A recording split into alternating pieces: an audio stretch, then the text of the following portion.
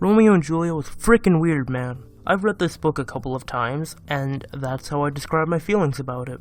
I get it, Romeo and Juliet is like the model of love or whatever, but my problems with the book are narrative driven. I'm not one of those freaking cheeseballs that say that the book is not written in quote-unquote real English, because I mean, just use Sparks Notes.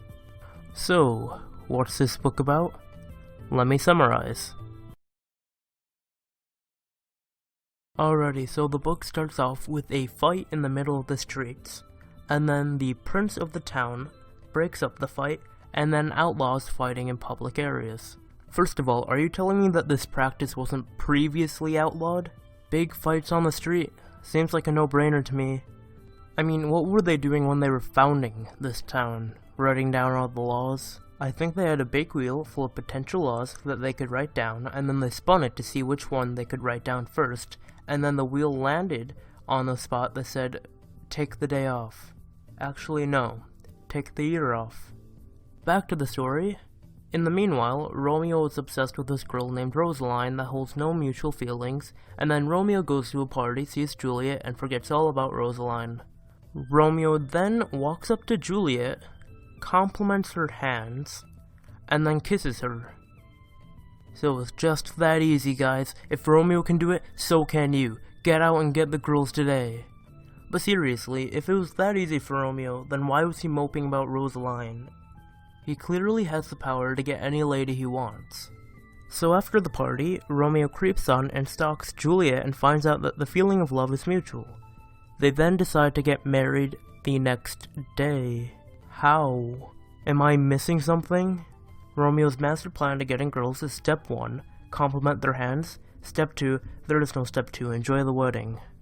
So Romeo and Juliet get married, and then Romeo walks out on the street and ends up murdering 2 fools, one of which happens to be related to Juliet. The prince then banishes Romeo and says that he needs to be killed because, you know, that's the law now, and that whole fight in the beginning of the story is only now relevant. So then Juliet needs to marry some cheeseball named Paris because her parents say so. Juliet then says that she'd rather kill herself than marry Paris. Holy crap, if ever there was such an overreaction. I mean, Paris isn't that bad. The Eiffel Tower is nice, the food is great. Okay, I'll stop. But Juliet comes up with a scheme that she's gonna drink potion that's gonna make her fall asleep, and it's gonna make her heartbeat stop for 48 hours, and she'll pretend like she's dead. Okay, this I have a problem with.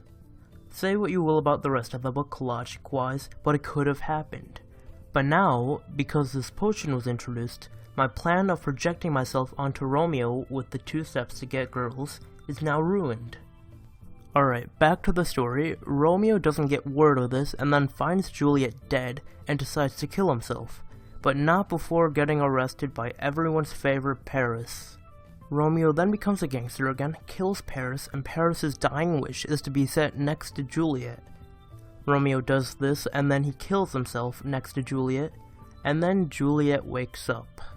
Understandably, Juliet is upset when she wakes up next to 2 dead dudes, and can you blame her? What did you do the last time you woke up next to 2 dead guys?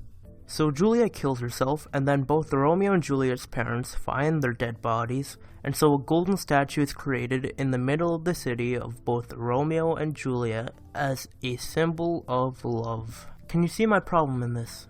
Let me help you out. Where's Paris?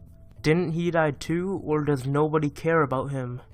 Well, move aside, Paris. Nice France is gonna take your place as the most liked city in France. So in conclusion, Juliet is 13, Romeo is 17, the story takes place in the time span of a couple of days, and the story is weird.